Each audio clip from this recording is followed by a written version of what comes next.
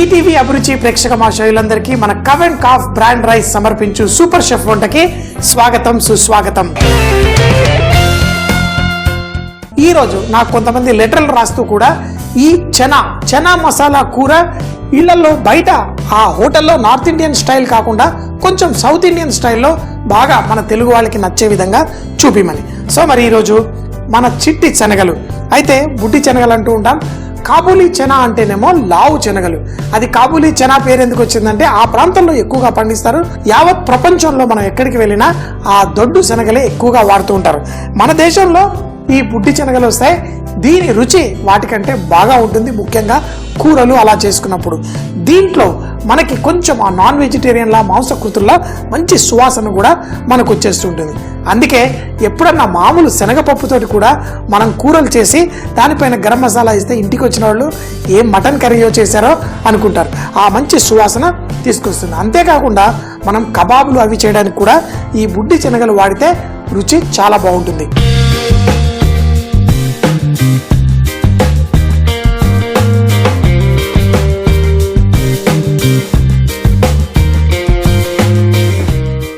ఈ బుడ్డి శనగల్ని చక్కగా ఉడికించేసుకోవాలి. బుడ్డి శనగలకు కొంచెం అంత మొలకలు వస్తే ఇంకా బాగుంటుంది. దాంట్లో పౌష్టిక విలువలు కూడా బాగా పెరుగుతుంది. మెయిన్గా ఏంటి అంటే మీరు కావలసినంత నానపెట్టేశారని మనకు తెలిసిపోతుంది. లైట్గా మొలకలు వస్తాయి. ఇప్పుడు వీటిని మనం చక్కగా ఉడికించుకుందాం. చాలా సింపుల్గా ఈజీగా కూర చేసేసుకోవడం కోసం ఇందులో అల్లం వెల్లుల్లి పేస్ట్, అలాగే కొంచెం పసుపు కూడా వేసి మనకి సిల్కీగా చాలా ఈజీగా వస్తుంది. దీంట్లో ఉల్లిపాయల్ని కూడా మనం మిక్సీ జార్లో వేసి పేస్ట్ చేసి ఇందులో వేసేసుకుందాం. ఇప్పుడు సాధారణంగా అయితే మనం ప్రెషర్ కుక్కర్లో వేసేసి చక్కగా దీన్ని ఉడికించేసుకుందాం. దీంట్లో ఒక మసాలా పొడి తయారు చేసుకుందాం. చెప్పాను కదా, తెలుగు వాడికి ఈ చనా మసాలా కూర తింటుంటే వావ్ అనిపించుకోవాలి. అందుకని ఇక్కడ గసగసాలు మనం ఈ మిక్సీ జార్లో వేస్తే ఇది పొడి కాదు. అందుకని చెప్పేసి ఇందులో వేరేవి కూడా వేరే పదార్థాలు మనం ఈ కూరలో రుచిచ్చే సోఫు, అలాగే కొంచెం జీలకర్ర, ఇవన్నీ 3 వేసేసి దీంట్లో కొంచెం ఉప్పు వేసేసుకుందాం. అయితే ఉప్పు ఇంత వేసాం కదా, కూర కూడా సరిపోద్దేమో. లాస్ట్ దాకా మనం కూరలో ఉప్పు వేయకూడదు. ఈ గసగసాలు దీన్ని చక్కగా పొడి చేసేసుకొని ఈ చనా మసాలా ఎలా చేయాలో చూద్దాం. చనా మసాలా మనం చేసుకుంటున్నాము అంటే మనం ఒక పూరీ కూడా కావాలి. పూరీ కూడా కొంచెం పెద్ద సైజులో పూరీ చేసి ఇలా ఉబ్బి ఉంటే 2 పూరీలు తిన్నా చూడ్డానికి ఫస్ట్ కంటికి విందు. పూరీలు పెద్దగా ఉండి చక్కగా ఉబ్బితే అది ఎంత టేస్టీగా ఉంటుంది ఈ శనగలతోటి. మళ్ళీ పూరీలు ఇళ్లలో చేసుకుంటే ఇలా చేసిన వెంటనే లొట్టపోతాయి. లొట్టపోకుండా ఉండడం కోసం గోధుమ పిండితోటే చేస్తాను పూరీ. అయితే గోధుమ పిండి తీసుకొని దీంట్లో కొంచెం అంతా రవ్వ వేసేసుకుంటాను. రవ్వ వేసుకుంటే ఈ రవ్వ పూరీలకి బలం ఇస్తుంది. అంటే ఉబ్బిన తర్వాత చక్కగా ఇలా ఉబ్బే ఉండేంత వరకు. ఎందుకంటే హోటల్లో చేసి కస్టమర్ దగ్గరికి తీసుకెళ్లేసరికి ఈ లొట్ట పోకూడదు. చక్కగా ఇలా ఉంటే తినడానికి బాగుంటుంది. వేడి వేడిగా ఇస్తే ఇంకా సూపర్గా ఉంటుంది.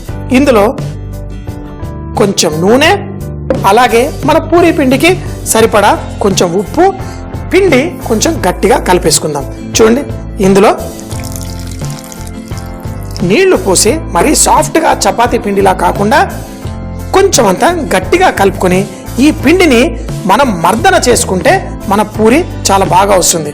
సో మరి ఇంకా కొంచెము ఈ మాత్రం అయితే సరిపోతుంది. చూడండి, ఇలా డ్రైగా చేసేసి దీన్ని పర్ఫెక్ట్గా మర్దన చేసుకుందాం. ఈ పిండి ముద్ద చక్కగా అయిపోయింది. దీన్ని డ్రై అవ్వకుండా మనం దీనికి ఇలా మూత పెట్టేద్దాం. తర్వాత శనగలు ఉడికిపోతాయి. ఇది పొడి చేసి వంట స్టార్ట్ చేసేద్దాం. మన శనగలు ఉడుకుతూనే ఉన్నాయి. ఇటు పక్కన పెట్టేసి ఉడికించుకుందాం. ఇందులో మనం వంట స్టార్ట్ చేసేద్దాం. అయితే మనకు కావలసినంత నూనె వేసుకుందాం. దీనికి మసాలా తయారు చేద్దాం. మనం ఒక బౌల్లో మసాలాలన్నీ వేసుకుందాం. ముందుగా మన గసగసాలు, సోఫు, జీలకర్ర, ఈ పొళ్ళు ఈ బౌల్లో వేసుకుందాం. ఏంటి, ఉల్లిపాయలు కూడా ఇందులో వేయట్లేదు. ఎందుకంటే మనం శనగలు ఉడికిచ్చేటప్పుడే మనం ఉల్లిపాయలు వేసేసుకున్నాం. ఇందులో గరం మసాలా, ధనియాల పొడి. అయితే పులుపు, మన శనగలు పులుపు ఉంటే బాగుంటుంది. పెరుగు వేస్తున్నాను, కానీ మనం చింతపండు పులుసు లేకపోతే ఇలాంటి పులుపులు కొంతమంది సిట్రిక్ యాసిడ్ అన్నీ వేస్తారు. కానీ ఆమ్చూర్ పొడి అన్నిటికంటే మంచిది అంటారు, దీనికి పర్ఫెక్ట్గా సెట్ అవుతుంది అంటారు.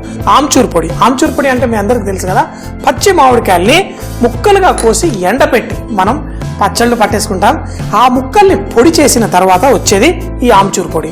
ఇందులో కారపొడి అన్ని వేసుకుందాం. ఇంకా మసాలా ఏదన్నా మీకు కావాలంటే వేసుకోండి. నాకు ఇది పర్ఫెక్ట్గా సెట్ అయిపోయింది. ఇవన్నీ కలిపేసుకొని నూనెలో వేస్తే ఇవన్నీ కాలి మనకి చేదు వచ్చేస్తుంది.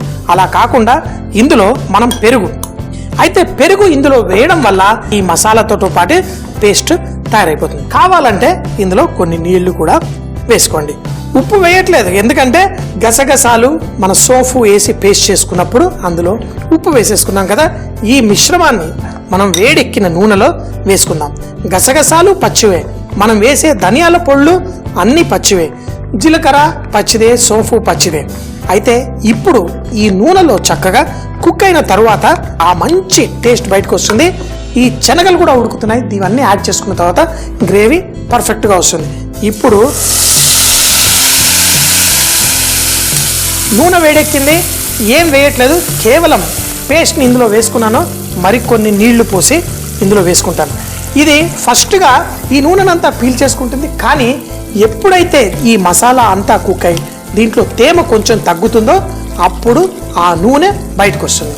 అయితే కావాలంటే మీరు ఇందులో నెయ్యి కూడా వేసి చేసుకోవచ్చు. కానీ ఈ మంచి మసాలాకి ఇది ఆ నూనె బయటకు వచ్చినప్పుడు ఈ మసాలా అంతా కుక్ అవుతుంది. ఇందులో చెనా వేసేసుకుందాం. మన కూర ఇట్టే రెడీ అయిపోతుంది. మనం తర్వాత పూరీలు కాల్చుకొని దీన్ని చక్కగా ఎంజాయ్ చేద్దాం. చూసారు కదా, 1 స్టెప్ ప్రాసెస్ అనమాట. అన్ని కలిపి వేసేసాం, డిష్ అద్భుతంగా రెడీ అవుతుంది. మీరు చూస్తే ఈ మసాలా అంతా ఒక 4-5 నిమిషాలు కుక్ అయిన తర్వాత ఆ పచ్చి మసాలాలన్నీ ఈ విధంగా కుక్ అయింది. ఇదే దాంట్లో మీరు మటన్ బాయిల్ చేసి వేసుకోండి, ఏది వేసుకున్నా మంచి టేస్ట్ వస్తుంది. అయితే మటన్ అది చేసేటప్పుడు మాత్రం ఆమ్చూర్ పొడి వేయకండి. గసగసాలు, మన సోఫు, మిగతా గరం మసాలా పొళ్ళు, ధనియాల పొళ్ళు, జీలకర్ర పొళ్ళు ఏ వేసుకోండి, కానీ ఆమ్చూర్ పొడి వేయకండి మటన్ వేసేటప్పుడు. ఇందులో మీరు వెజిటేరియన్ కూరలు కూడా ఏది చేసుకున్నా మంచి సిల్కీ గ్రేవీలా వచ్చేస్తుంది. చూడండి ఎంత మంచి, ఆ చూడ్డానికే ఎంతో అద్భుతమైన సిల్కీ టెక్స్చర్ ఉంది. ఇప్పుడు మన శనగలు ఉడికిపోయాయి. ఈ నీళ్లను కూడా ఇందులో వేసుకొని చక్కగా ఉడికిచ్చేసుకుందాం. శనగలు ఉడికాయా లేదా అనేది మీరు ఈ చూడండి ఇలా తీసుకొని దీన్ని ఇలా అంటే నలిగిపోవాలి. ఇలా అయిన తరువాత మనం ఈ శనగలు ఇందులో వేస్తే మనకి మంచిగా నలిగిపోయి మంచి టేస్ట్ వస్తుంది. ఈ శనగలు ఇందులో వేసేద్దాం. అయితే ఇవి కొంచెం ఓవర్గా కుక్ అయిపోయినాయి కాబట్టి మంచి గ్రేవీ మనకు వచ్చేస్తుంది. మనకు కావలసిన పులుపు కూడా వచ్చిందా లేదా ఇప్పుడు మనం దీన్ని టేస్ట్ చెక్ చేసుకుందాం. ఇప్పుడు దీని రుచి మనం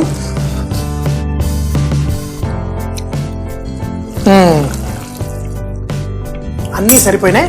కొంచెం ఉప్పు ఒక్కటే, ఎందుకంటే ఉప్పు మనం ఎప్పుడైనా కానీ లాస్ట్లో మనం వేసుకుందాం.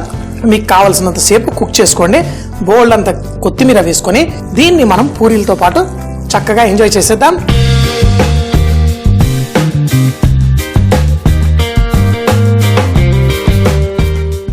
మనకి పూరీలు ఎన్ని కావాలనేది చాకు డిసైడ్ చేస్తుంది. ఇప్పుడు 2 పూరీలు అన్ని సమానంగా, 4 పూరీలు, నాకు కొంచెం పెద్ద పూరీలు కావాలి కాబట్టి మరీ ఇంత పెద్దగా వద్దనుకోండి, కొంచెం అంత చిన్నగా కావాలనుకుంటే ఇలా ఈక్వల్ సైజులుగా మనం కట్ చేసేసుకుందాం. ఒక్క పూరి మాత్రం పెద్దగా కూడా చేసుకుందాం. ఎంతైనా నాకు అంటే తినేటప్పుడు ఏదో ఒక స్పెషల్గా తిన్న ఫీలింగ్ కలగాలి. పిండిని చక్కగా మనం చేసుకొని ఇలా.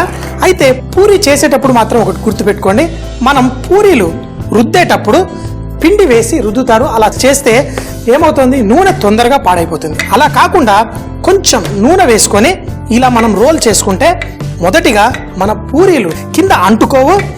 అలాగే కాకుండా మన నూనె కూడా పాడు కాదు. వేడిగా రెడీ చేసి పెట్టుకుందాం. అయితే మరీ గుండ్రంగా ఉండాలని ఏం లేదు. ఉబ్బిన తరువాత అన్ని పూరీలు చక్కగా గుండ్రంగా కనిపిస్తాయి. లేదు కొంచెం చిన్న పూరీలు కావాలన్నా కానీ ఈజీగా ఆ కొంచెం నూనెతోటే రుద్దేసుకుందాం. పర్ఫెక్ట్ పూరీలు వచ్చేస్తాయి. పూరి వేసే ముందు నూనె వేడిగా ఉందో చూసుకోండి. నూనె వేడిగా లేకపోతే పూరి అంత ఈజీగా ఉబ్బదు. నాకు తెలిసి ఇంకా కొంచెం వేడిగా ఉంటే బాగుంటుంది. పూరి వేసిన వెంటనే అది మనకి పైకి తేలుతూ ఉంటుంది. దీన్ని మన స్పూన్ తోటి ఇలా చక్కగా ప్రెస్ చేసుకోవాలి. పూరి చక్కగా ఉబ్బి వస్తుంది. చూడండి, ఇంకా కొంచెం కాలితే మనకి మంచి రంగు కూడా వస్తుంది. ఇప్పుడు చూడండి, ఇవి తీసిన తర్వాత కూడా అలాగే ఉబ్బి ఉండాలి. ఇది మనం కొంచెం రవ్వ వేయడం వల్ల మనకి చక్కగా అలా పర్ఫెక్ట్గా పూరీలు వచ్చేస్తాయి. అయితే పూరీలు ఫ్రై చేస్తున్నాం. పూరీలు ఎప్పుడు చేసినా ప్రతి పూరి ఈ విధంగా మనకి ఉబ్బుతుంది. నూనె కరెక్ట్గా వేడిగా ఉన్నప్పుడు మనం పిండిని కొంచెం మర్దన చేసినప్పుడు. మన చెనా మసాలా కూడా రెడీ చేశాను. దీంట్లో మనకి ఆ శనగలు, ఆ కూర పర్ఫెక్ట్గా ఉంది. చెప్పాను కదా, గసగసాలు అన్నీ వేసాను. మన తెలుగు వాడికి కావాల్సినట్టుగా పర్ఫెక్ట్గా రెడీ అయింది. అందులో కొంచెం అంత ఆమ్చూర్ పొడి కూడా వేసుకున్నా. అయినా కొంచెం అంత ఉల్లిపాయ, ఫ్రెష్ ఉల్లిపాయ ఇలా వేసుకొని దీంట్లో నిమ్మకాయ ముక్క పెట్టేసి ఇస్తే బాగుంటుంది. మరి పూరీలు అన్నీ ఫ్రై చేసుకొని ఫుల్గా ఎంజాయ్ చేద్దాం. అయితే పూరీలు సాఫ్ట్గా వేడి వేడి పొగతో నిండి ఉంటాయి. దీన్ని ఈ చనా మసాలాతోటి ఆ ఉల్లిపాయ తాకుతూ ఇంకేం కావాలండి, కావాలంటే కొంచెం నిమ్మరసంలో ఆ ఫ్రెష్నెస్ ఉంటుంది. కొత్తిమీర కూడా ఫ్రెష్గా చాప్ చేసి దీనిపైన వేస్తూ ఉంటారు. సో మరి దీన్ని నిజంగా ఉదయం బ్రేక్ఫాస్ట్లో మనకి చక్కగా చనా మసాలా చేసుకొని తింటే ఇంకేం కావాలి. అయితే చాలామంది ఇళ్లలో పూరీలు ఇంత చక్కగా ఉండవని చెప్పేసి వెళ్ళి ఆ రోడ్ల మీద తింటూ ఉంటారు. పూరీలు బాగా నిండుగా కనిపిస్తాయి, కానీ వాళ్ళు వాడే నూనె మీద మనకి ఎప్పుడు అనుమానం ఉంటుంది. ఎందుకు? ఇంట్లో చక్కగా చేసుకోవచ్చు.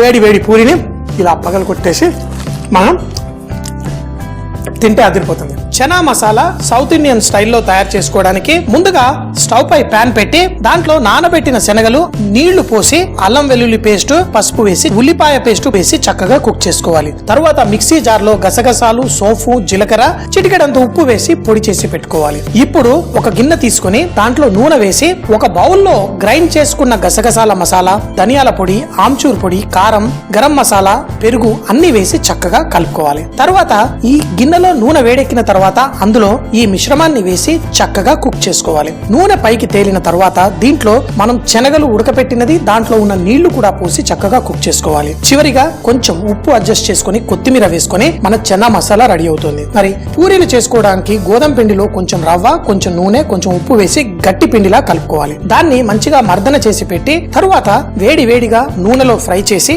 ఈ chana masala south Indian style తో తింటే మన తెలుగు వాళ్ళకి భలే అద్భుతంగా ఉంటుంది.